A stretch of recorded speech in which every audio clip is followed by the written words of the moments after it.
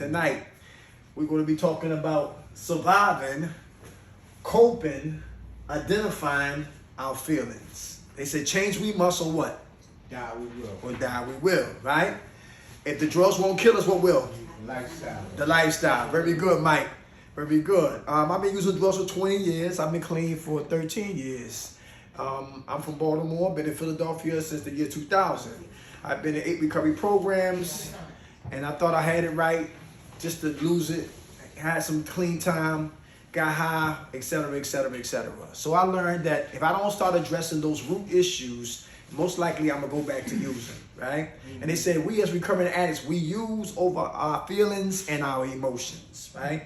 So tonight I'm trying to slow down because I talk quickly, fast, right? When I see myself on tape, I said, Doug, you need to slow down. You talk like James Brown. You worse than your grandmother, right? So I'm really trying to slow it down tonight so we can get everybody involved. We can have a nice, beautiful group, all right? Talking about surviving, coping, identifying our feelings. And number one, overwhelmed. Overwhelmed. Have anybody feel overwhelmed lately? How does that word apply to you? Overwhelmed. Either out there or in here. Come on. I did. I was overwhelmed because I couldn't talk to my children, and like I'm used to talking to them and seeing them every day. But I was overwhelmed because I couldn't. And yesterday, I was depressed yesterday. You know, it was Easter. I didn't talk to my kids, so I just stayed in the room all day. Okay. So I was very overwhelmed. Okay. How do you maintain? Well, I officially came out the room and I talked about it with my peers about how I was feeling, and they helped me. Very good. Very good. That's coping. Very good. And identifying. Anybody else felt overwhelmed now or before you got here? Overwhelmed. How about bills? Overwhelmed, yes, bills, everything.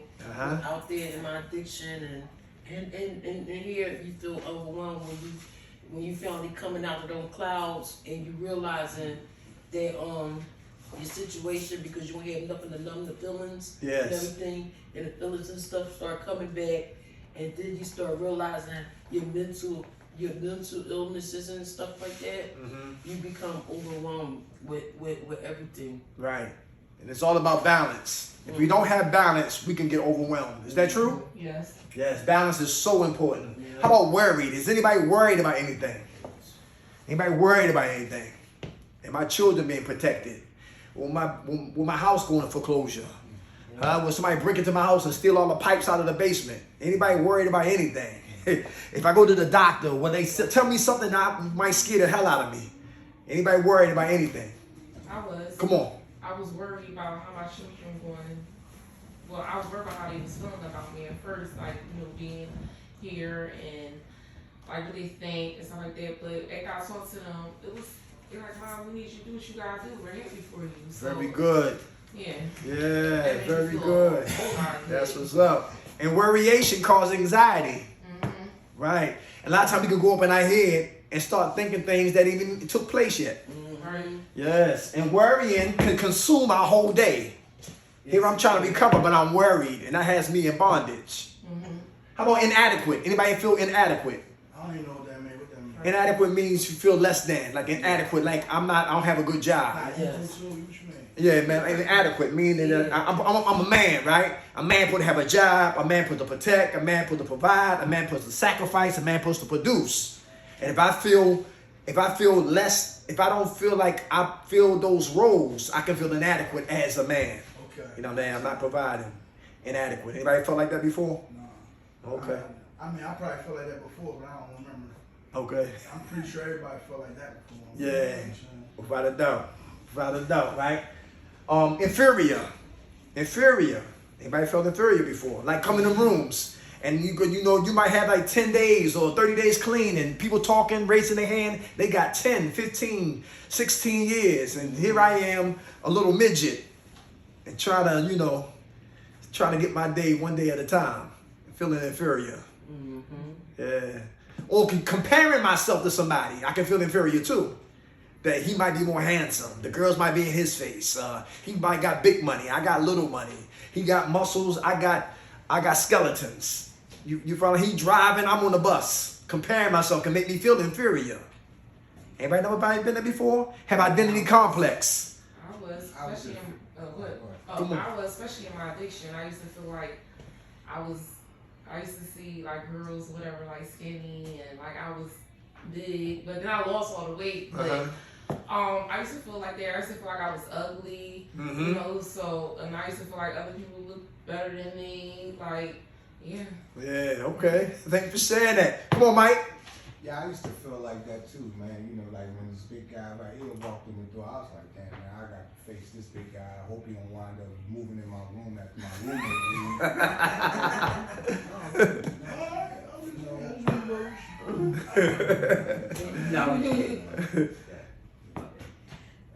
That's it. Yeah. Okay. All right. In Philly. I know what it feels like, though. Yeah. It's a little like being a little afraid. You know what I'm saying? Right. Yeah, without a doubt. It's like low self-esteem. Well, Yeah. I ain't gonna say so much of that, but just, you know what I'm saying? Intimidated. Like, intimidated. Intimidated? There you go. Okay, all right. There you go. There you go. Okay. I felt inferior. I felt inferior and inadequate sometimes because I don't have kids and I want kids. And my brother got two daughters, beautiful daughters, my nieces, right? And I believe back home in Baltimore, when I was 18, I did get this girl pregnant, I believe, and she let me hold my daughter. And then and I said, I don't think this is my baby. Then she said, give me the baby. She snatched the baby out of my hands, and I never seen her or the baby ever, right? And that was when I was like 18. I'm 50 now. And being around my family members and seeing all the kids and the grandkids and my lady and her children, and she got 3 grandchildren. Here I am with 0 or maybe 1. You follow what I'm saying? So sometimes that can really play a part on me too, you know. That's what I'm feeling sometimes. I feel that about having children, having kids. I want a whole village. But in God's time, all right? In God's time. If I put too much in it, I can start worrying. Before you know, I can go crazy and do something crazy that I regret later. How about worthless? Anybody feel worthless? Anybody feel worthless? That's a feeling. Yes. How about feel worthless? Anybody want to speak about that? How about feeling worthless? Anybody been here before? I know when I was using drugs. What that mean? Huh? What that mean? What that mean? Feeling worthless? Like I feel like my life doesn't mean anything. It has no value. It has no purpose. No, that's what I'm here for. Okay. My life is the best. You know, my life is important. Very good. There you go. I know my words too. Right. I don't have to That's worry. why I'm here. Okay. That's right. That's why we're here. Exactly. All right. To get our worth back. How about insignificant? Anybody feel insignificant sometimes? Insignificant. Insignificant. I know what that means, but how to put it to me, I don't get, like, you know what I'm saying? Use it for An example for feeling insignificant. Yeah. Let me see. Insignificant. I would say it overlaps with a lot of this right here. Inferior, inadequate, overwhelmed, worried, overwhelmed, insignificant. It means I don't meet up to the standard. Insignificant. I got a crew. Well, You know, I feel so like, I know what you mean now. I Yeah. feel like that, like, towards, like, 'cause my family, like, you know, they look down on me because I get high, you know what I'm saying? there you So go. when we go to, like, barbecues or some shit, I mean, something like that, you know what I mean? I feel like, you know, just don't feel, I feel out of place. And you Right. know, it's my family. But everybody like, yeah, you know, I might be drunk and nobody else is drunk, some shit, something like that. You know, Right. I feel a little weird. Right. Insignificant. There you go. Like, Good I example. can't wait till you go leave and shit like that, you know. Right. Yeah. Good example.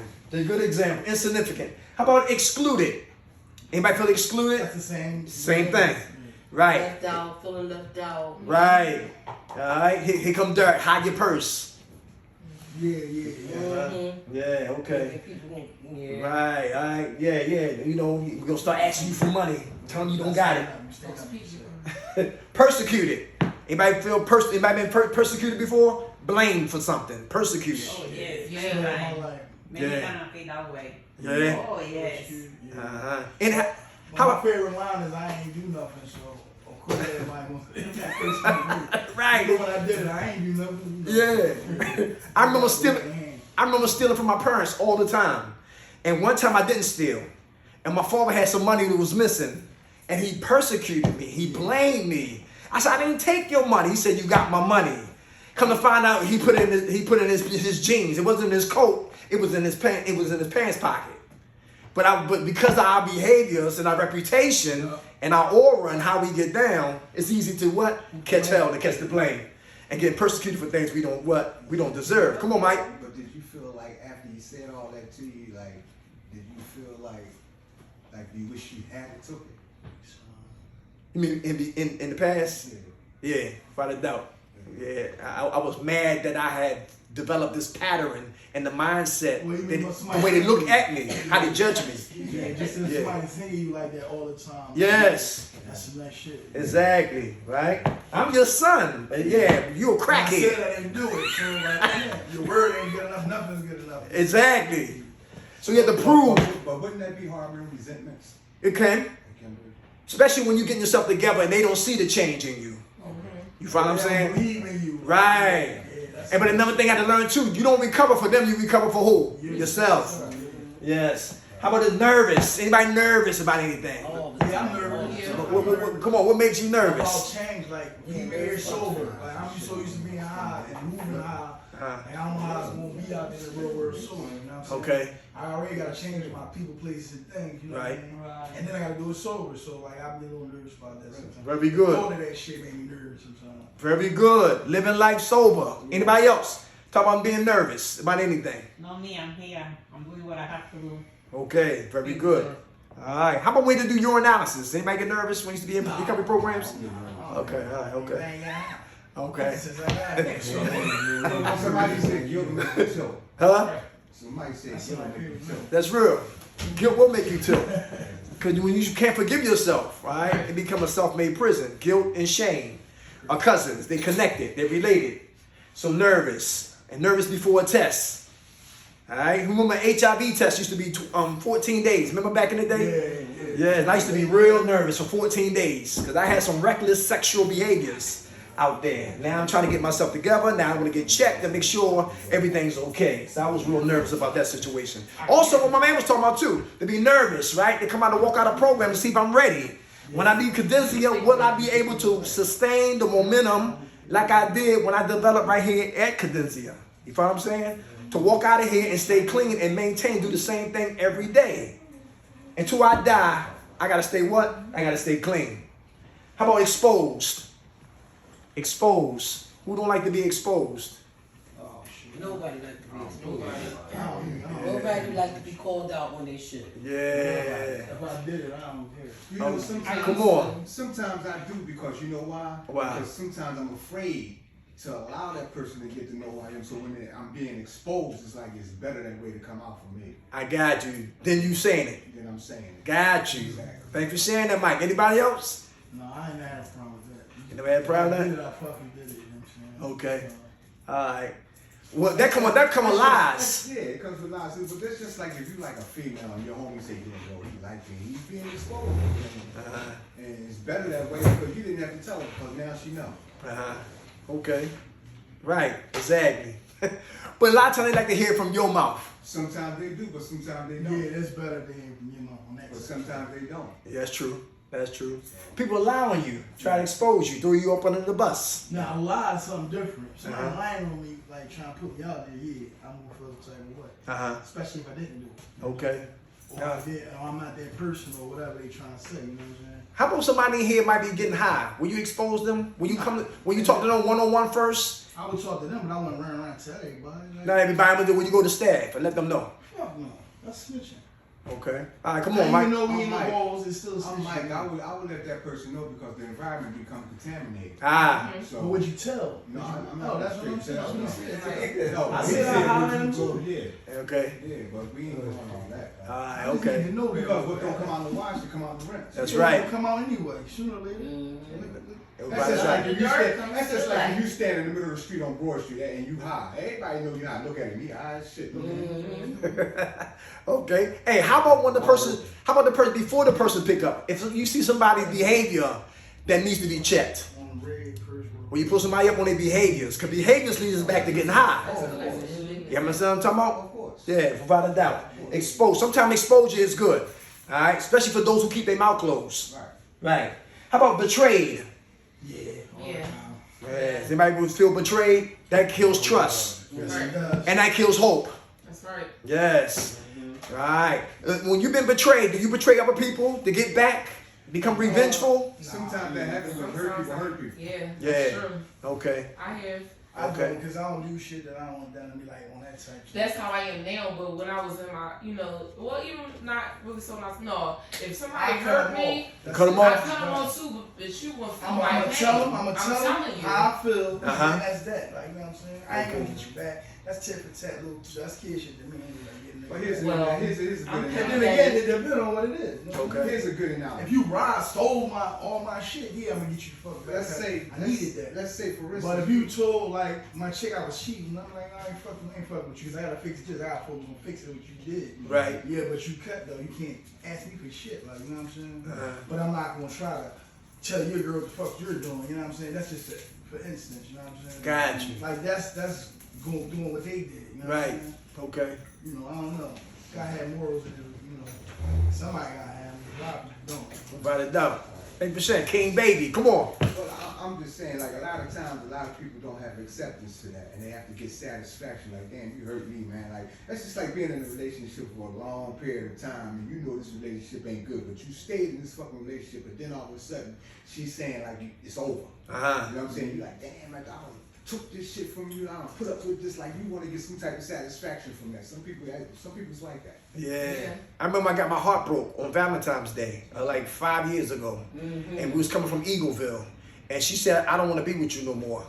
And I'm Aquarius, and I love hard, and I go all in. I gave her everything. Gave her the numbers to my Social Security numbers. Yeah, I went that far, right? And listen, gave her my time, gave her my energy, gave her my weaknesses, all that childhood, adulthood, fears, anxiety, I gave it to her. And then, because she was at a position in her life that she wasn't there as a woman independently, so she needed help, and I used to give her $500 here, $400 there, and before you know it, she was saving, and then she was putting it away. Before she know it, she had her own place. She didn't need me no more. Then she cut me.